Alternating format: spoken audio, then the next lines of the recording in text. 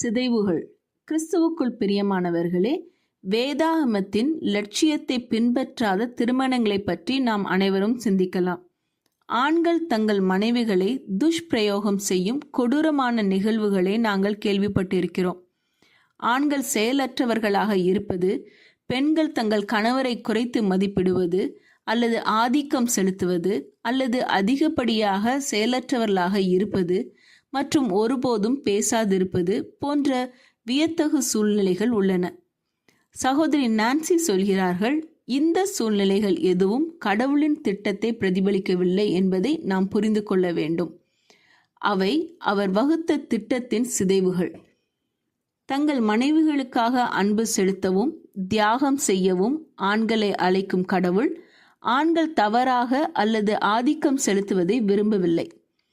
பெண்கள் தங்கள் கணவனை அவமரியாதை செய்வதைப் போலவே அதுவும் அவருடைய இருதயத்தை துக்கப்படுத்துகிறது.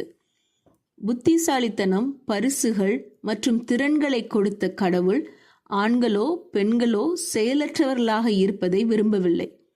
கடவுளின் திட்டத்தை சிதைத்து அந்த திட்டத்தின் மூலம் வரும் ஆசீர்வாதத்தை அனுபவிப்பதிலிருந்து உங்களை தடுக்க வேண்டாம். ஜெபம் செய்வோம். எங்கள் அன்பின் பரமபிதாவே, நாங்கள் எங்கள் நடக்கையினாலும் செய்கையினாலும் உம்முடைய திட்டத்தை நாங்கள் சிதைத்திருந்தால் தயவாய் இறங்கி எங்களை மன்னித்தருளும். நாங்கள் எங்களுக்கு நீர் தந்த அனைத்தையும் உம்முடைய சித்தத்தை நிறைவேற்றுவதற்காக பயன்படுத்த எங்களுக்கு உதவி செய்யும்.